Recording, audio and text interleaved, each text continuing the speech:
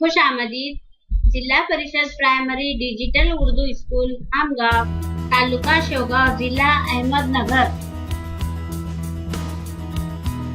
जानवरों के बच्चे जाहिर करने वाले अल्फाज।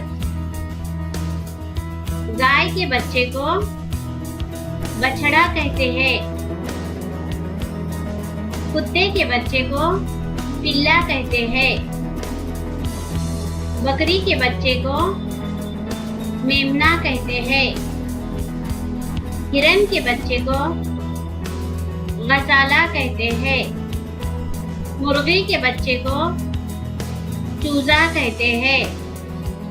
घोड़े के बच्चे को बछड़ा कहते हैं।